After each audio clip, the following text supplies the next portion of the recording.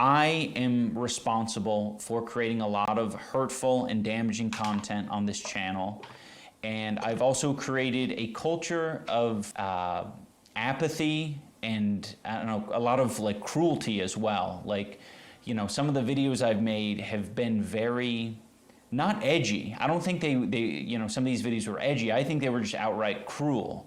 So I don't want people to, you know, get it confused. I do kind of honestly see it like that now. When Content Cop was like huge, like back in 2016, I also didn't really know where I stood politically, and I also just watched Content Cop and thought, haha, yeah, Tana Mongoose is like really annoying and this is great. And also like all of the other people that he did Content Cops on, I was just like, yeah, these people are awful, this is great. But I think a lot of people on the internet have grown and matured since then and realized things in much the same way that iDubbbz has. And for a long time, I was just like, thought that eventually he's gonna come to this full realization that he's not yet come to. And I did kind of wonder when it was going to happen, because to be honest, I could tell that it had already happened because of the way that he'd responded to the hate towards his wife, who is a sex worker, all of the extremely misogynistic hate towards his wife, and the way that he responded to it so well. I could kind of tell that he wasn't like a super edgy guy anymore.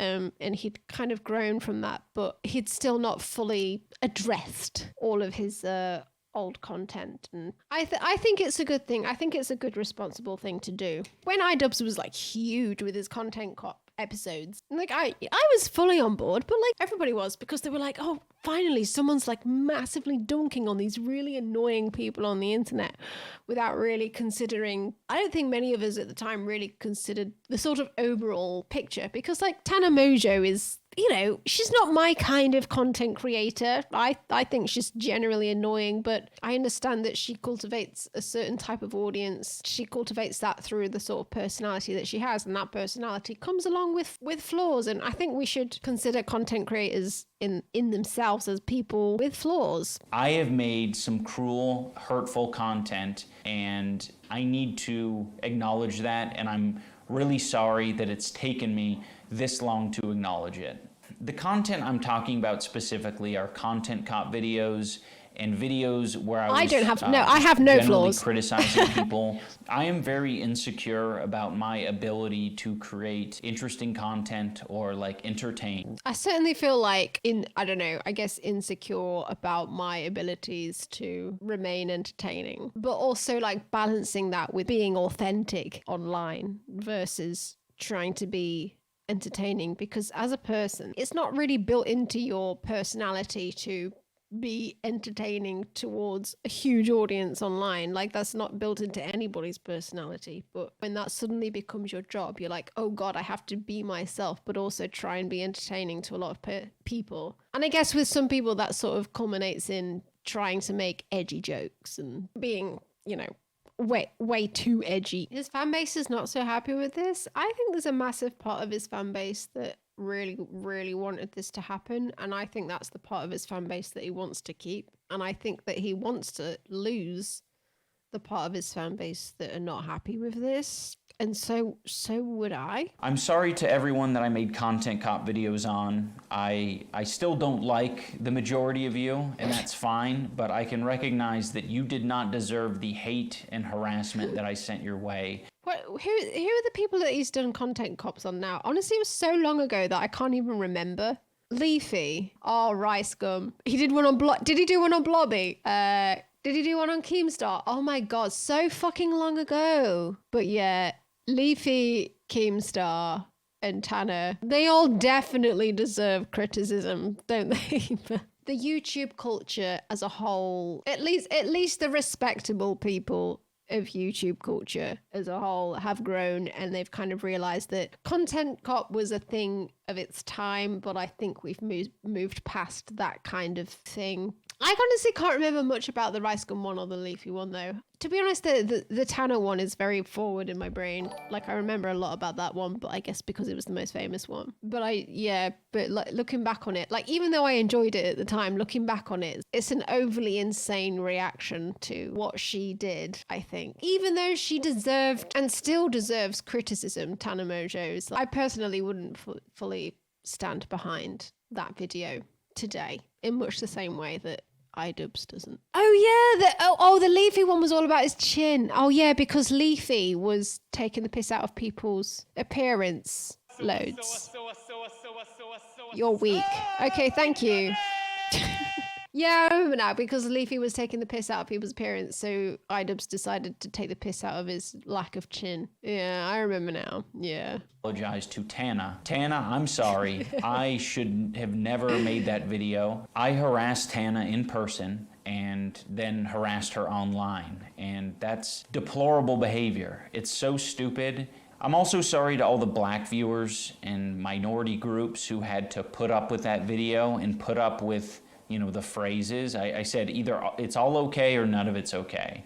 And that's just so dangerous and stupid. That is also the same argument that a lot of right-wing people make now, though, as well, about slurs and stuff. They're like, oh, why aren't certain words allowed? But, like, we need to have some sort of rule that says that all these words are allowed or none of them are allowed. We should either be allowed to say every word ever, or none of us should be allowed to say any words. All of us should be mute. We should all communicate via sign language. If we can't say the N-word, then it's sign language. There's no in-between considered, or like the history or context of words considered. We need a rule book for words. Communicate exclusively through pheromone. I want to say slurs without backlash, motherfucker! Body language cues only.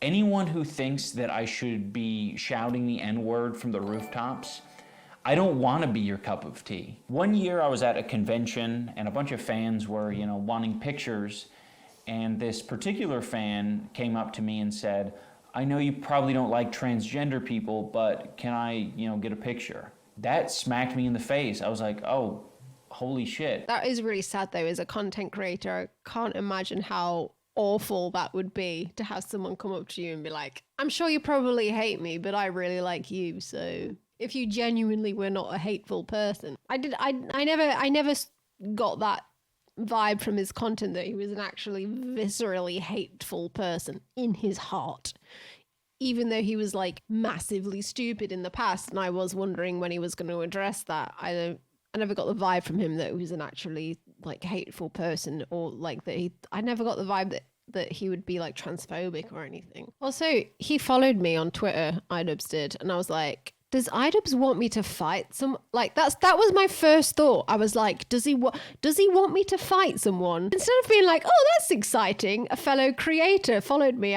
my immediate thought was, oh my god, he wants another creator to beat me up. that was my first thought. I was like actually scared. Would I box his wife? Would I box a niece? I don't think I'm really built for boxing. Do you think? Have you seen me? Have you seen me? I don't think I'm built for boxing. Oh god, versus just Pearly things. Pearl looks like she probably fights dirty. He releases more feelings in this video than Pandora's box, and I kind of want to go over this. Oh no, feelings are bad, feelings, oh no! A guy can't go online and share his feelings about a thing. Oh no, because then that will get characterized as Pandora's box. I'm sorry to immediately come in here with the Phoenix Wright objection, but I completely disagree with the sentiment that it's weak or passive to change your content and expect people to see that as a reflection of yourself. That's pretty much the optimal way of handling any kind of situation. I think he's entirely missing the point, isn't he? Like I was talking about earlier on, I was like, oh, I changed my content. I changed from talking about MLMs mostly to widening my perspective to, you know, anti-capitalist sentiments as a whole, I guess. And I didn't feel the need to justify to my audience why I changed my content in that way. But also I didn't have the issue of my old content literally being hurtful to a massive group of people, hurtful and abusive and just downright hateful. I didn't have that issue. Charlie's trying to make it seem like he just sort of went from making kids content to like vlogs, and Ian's had to sit down in front of a camera and being like, I'm really sorry to my old audience who really enjoyed my old content, but I've grown as a person. It's an entirely different thing. If you view your old content as actively hateful, that's different than just changing your content, changing the genre of your content. I don't think there's anything weak about just making different content and growing individually without having to come forward and share that growth with your audience. Personally, I do think it's kind of weak when you're talking about the context of, you actually made content that probably hurt a lot of people, a lot of marginalized people. I think an apology is warranted there. He's completely ignoring that aspect of the issue. Growth with your audience. That's totally within your right to do, but I really disagree that it's weak if you don't explain why you're changing your content. You can just... I love how he just characterizes this whole thing as, oh, you're just changing your content. Just completely disregarding the actual amends that he's trying to make for hurting people. Oh, but you just changed your content. Like, the old stuff was just different. It was just different from what you do now. Make different stuff and go in that direction where you're happier without ever really needing to come forward and like really lecture on why. Like, I used to be 5'6", and I still am, but it sucks to realize that I was then too and have been for a long time. I'm also that height, Charlie. It's not that bad to be 5'6". Point is, he wasn't happy with the content he made or the person he was, and now he's trying to apologize for the videos he made. This guy is getting height filtered on dating apps. And I, once again, have to completely disagree with the way he looks at it. I feel like his perspective on it is... But do you realize how much Charlie earns, though? Women will forgive him for the 5'6"ness because he's very likely a multi-millionaire. Okay, you're missing that point. Because that's all we care about. We don't care about their opinions, who they are as a person. I personally would fuck the shit out of Charlie. You know why? Because women date across and up. And you know what? Charlie is across from me height-wise. And up from me money-wise. So, I mean, he's my perfect guy. That's my hypergamous nature. The way he talks about this content makes it sound like he used to fucking murder puppies for these videos, which it was never that extreme.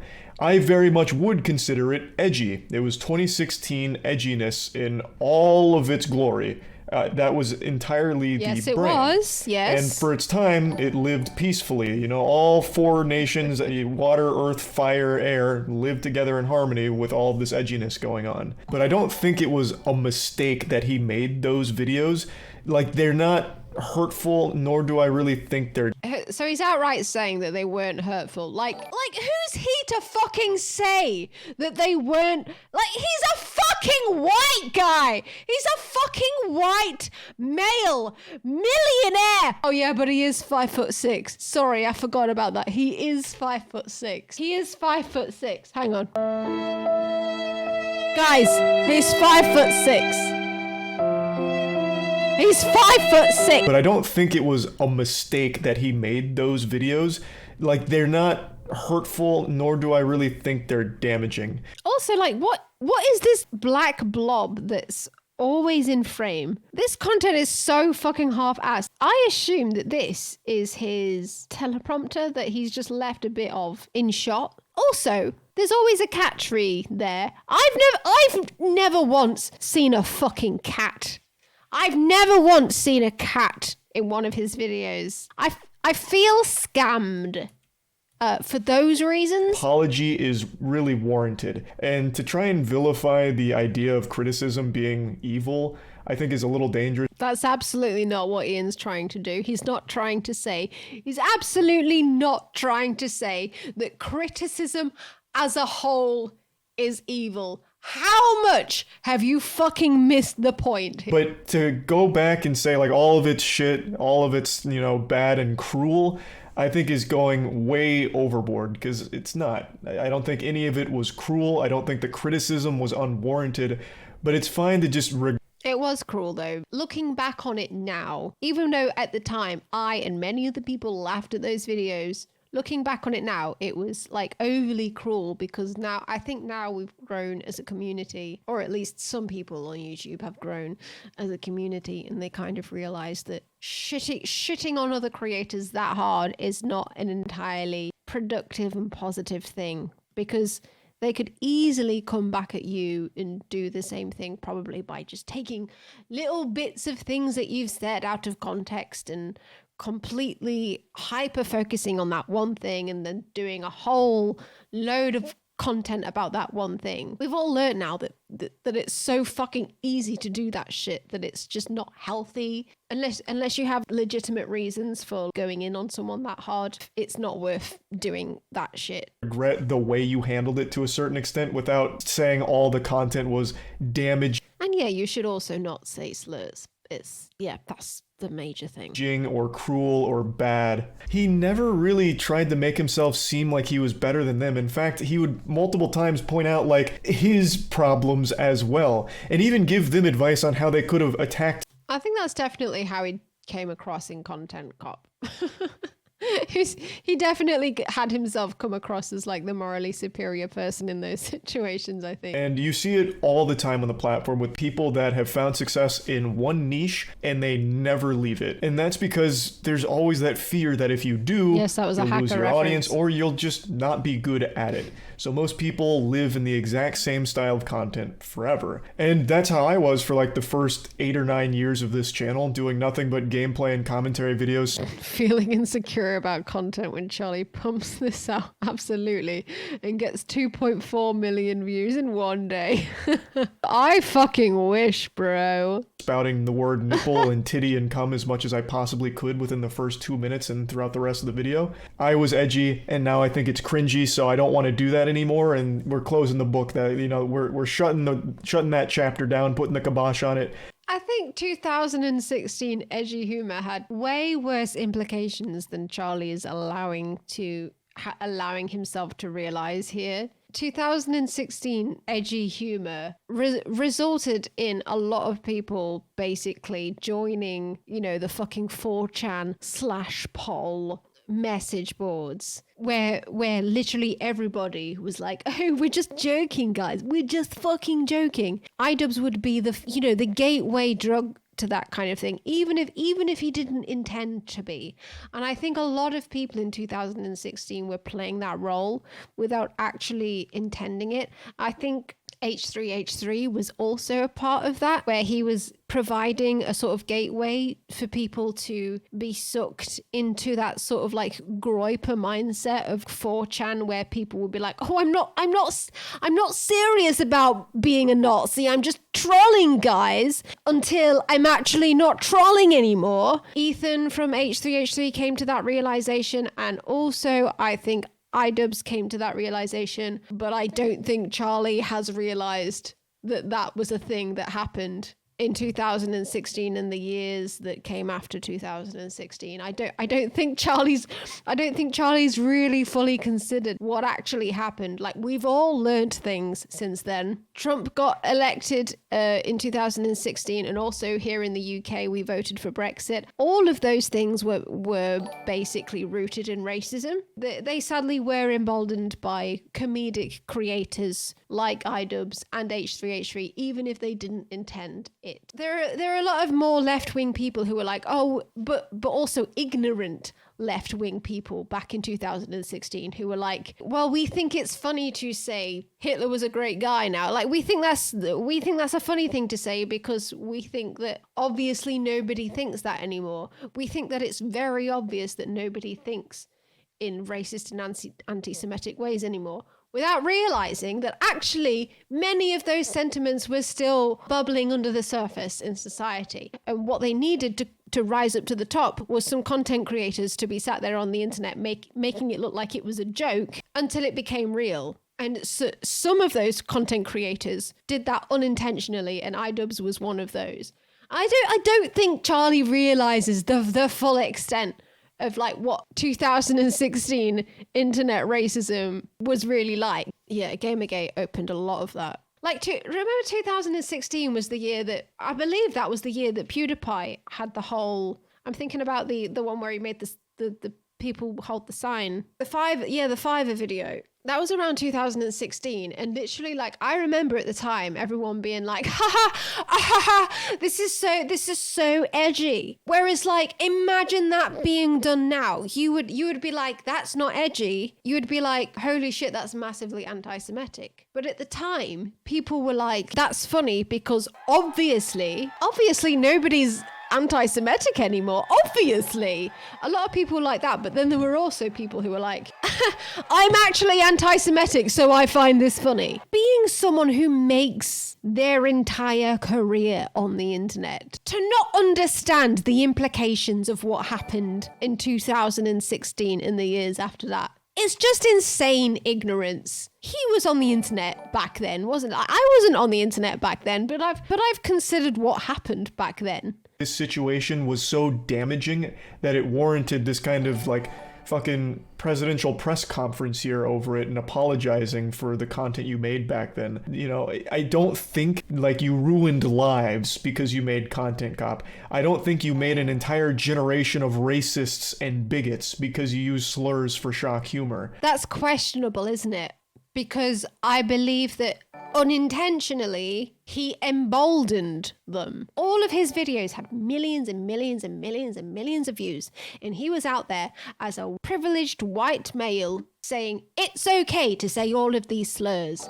It's okay. It's just words. They don't mean anything. Probably were real racists somewhere in there that didn't really care about his message and just... Oh yeah, let's just undermine that point. Oh yeah, some of them probably were. Just a few of them were probably racist. Liked that he was saying the N-word. I have no doubt that existed in his community. The vilifying of your own audience and your previous content, I don't think is the right way of even looking at the content you used to make. You can still apologize for something that you did, even if it wasn't your intent. Even if you didn't mean to do a thing, you can still... You know when you bump into someone in the street? Do you go, well, I didn't mean to do that, so you're expecting me to say sorry? You didn't mean to do it, but you say sorry anyway. You apologize because it's a nice thing to do. It's a respectful thing to do to your fellow human beings, is to say sorry, even if you didn't mean to bump into them into the street.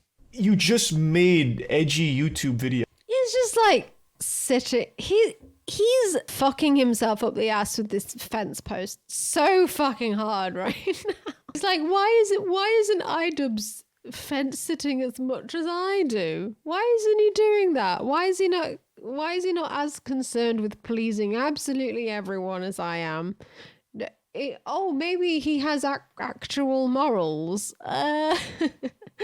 Okay. The Moist Critical redemption arc. Oh, right. Okay. Let's go for it. Well, now, hold on a second Let's go there, for partner. it. Why don't you step into the saloon here for a little chit-chat? I've noticed we've got ourselves a little bit of a sour hootenanny on our hands here after my latest video on the iDubbbz situation. There's a big L take from old Charles White here, and in the cyberspace, an L take is criminal. And the punishment for the crime is 1,000 different labels. And I guess I can't really blame them. If I'm not abundantly clear with where I stand on things, I've learned that everything gets lost with ambiguity and people run with the absolute most negative narrative they can find. Moist, I just watched your entire video. I didn't take any of it out of context, and I still found it pretty much very much an L take, but okay. And the wildest ways to misconstrue some statements. I'm saying I don't think him being a product of edgy internet culture is necessarily something that should have been weighing on his mind so heavily for the last fucking 7 years that he's lived with this constant guilt, this burden on his shoulders where he's feeling as though he created. This is still the same take. This is still the same take. That's the same. Edgy internet culture.